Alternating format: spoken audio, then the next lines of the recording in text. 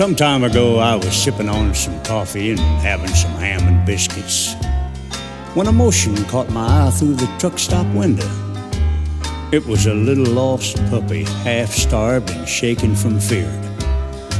Well, I just had to make friends with him, so I picked him up and put him in the cab. And buddy, he took to that truck like he was born there.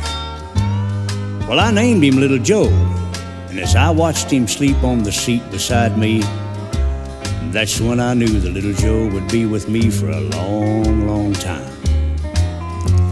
Well, a few months later, I was talking to my old friend Teddy Bear on the old CB and not paying much attention to my back door. And Little Joe started barking up a storm. I looked up and I saw a Smoky in the mirror, and I slowed my rig down just in time. But you know something? Teddy Bear heard Little Joe barking, and he said, "Hey, Big Red, let me talk to your partner." And I said, "You got it, good buddy. How's the old Smoky situation, Little Joe?" And Little Joe said, "Gruff." Oh, that just tore him up. And the next 200 miles just flew by, 'cause everybody on that CB wanted to talk to Little Joe.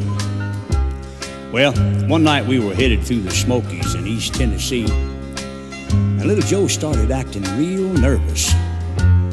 I heard the sounds of lightning on the old CB, and suddenly we were in the worst storm that I'd ever seen. All at once I saw headlights coming straight at my rig. Someone was blinded in the rain, so I swerved fast and just barely missed a camper full of kids. But the shoulder gave way, and we crashed over the side of the mountain. And when I woke up, my truck was on fire, and I couldn't move. But somehow, Little Joe grabbed me by the collar and pulled me away from that burning rig. Well, I was in the hospital the next time I woke up, and the doctor was there to break the bad news. The accident had taken my sight.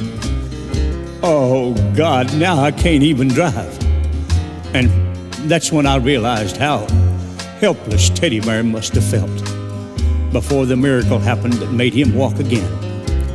And then I thought, well, now, where's Little Joe? Ain't nobody said anything about Little... Oh, I was so sad, because I figured Little Joe had given his life to save me. Well, my brother asked me to come live with him, and when he opened the door to my new room, I heard an old CB just a-blaring away. Well, I couldn't wait to grab that mic, and the first voice I heard was my old buddy Teddy Bear, ratchet jawing in the distance. So I broke for him, and he came right back to me. Why, it was almost like old times again. Teddy Bear was a-yakking away, unloading all the latest news on me and getting louder and louder. But all of a sudden, the sound of an engine seemed to drown Teddy Bear out. And I said, "Hey, what's going on?" Teddy Bear said, "Open your front door, good buddy, I'm just outside." Lord, the roar of engine seemed to rock the house, and all around me I could hear familiar voices and slamming doors.